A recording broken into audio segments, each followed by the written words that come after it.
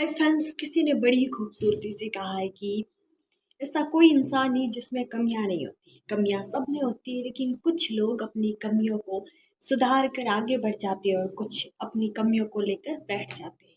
Hi friends, मैं हूँ आपके साथ एक ही मीरा। चलो आज कुछ नया सुनते। एक बार क्या होता है कि एक बच्चा क्लास में नॉर्मल वे में उदास सा बैठा था और क्लास में चर्चाएं चल रही है, तो वो बच्चे कोई मायूस या उदास बैठा हो तो पता तो चल ही जाता है। तो सर ने उस पे ध्यान दिया तो पूछा कि बेटा तुम उदास क्यों? तो कि सर मुझे एक बात समझ में नहीं आ रही कि मैं इस फील्ड में आ तो गया, लेकिन क्या सच में मुझे इसी फील्ड में जाना था? मतलब मुझे खुद को पता ही नहीं, मैं यहाँ आ गया हूँ, मुझे क्या करना है और कैसे करूँगा। और वैसे मुझे नहीं लगता कि मुझ में ऐसी कोई बहुत ज़्यादा काबिलियत है जिसकी वजह से मैं कुछ कर पाऊँगा। या वो मतलब ऐसे अपनी बात रखता है। तो सर कहते हैं कि बेटा तुम्हारी बात तो सही है, पर मैं तुम्हें एक बात बताता हूँ, उस बात को सुनकर तुम खुद डिसाइड कर लेना कि तुम्हें क्या करना है। तो बच्चा गौर से सुनने लगा, पूरी क्लास शांत बैठ गई और सर की बात सुनने लगी।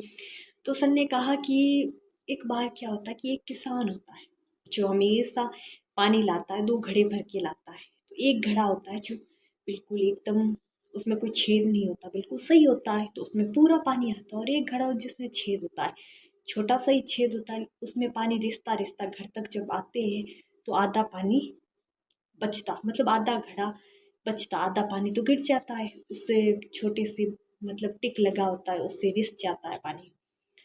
तो ऐसी दिनचर्या चल रही थी, तो जो घड़ा जिसमें छेद था उससे बड़ा दुख होता है। तो वो किसान से कहता है कि मुझे क्षमा कीजिए। तो किसान कहता है कि क्यों? तो घड़ा कहता है कि वो दूसरा घड़ा है जो पूरा भर के लाती हूँ, लेकिन मेरे अंदर छेद है जिसकी वजह से आप इतनी मेहनत करते हो लेकिन आधा पानी घर ला ला पाते हो, मुझे बहुत खेद है। किसान ने कहा अच्छा, तो कल जब मैं पानी लेकर आऊँ तो तुम अपने रास्ते को देखना। तो वो किसान दूसरे दिन पानी लाता है, तो जो घड़ा जिसमें छेद था वो घड़ा पूरे रास्ते को देखता है, तो वहाँ पे फूल खिले हुए होते हैं। तो उसकी उदासी थोड़ी कम होती, लेकिन घर जाकर फिर से कहता है कि मुझे माफ़ करो। थोड़ी खुशी होती कि इतने फूल खिले हैं मेरी वजह से, फिर भी कहता है कि फिर भी आप बहुत कम पानी ला पाते हो मेरी वजह से, मुझे माफ़ कीजिए। तो किसान एक बात कहता है कि जो दूसरी तरफ खड़ा है वो पूरा भर के मैं लाता हूँ। जब तुम्हारा पानी रिसता था तो मैंने सोचा कि पानी तो गिर ही रहा है, तो वहाँ पे बहुत सुंदर सुंदर फूल लगा दिए, तो तुम्हारे रास्ते में बहुत सुंदर फूल है, एक बगिया बन चुकी।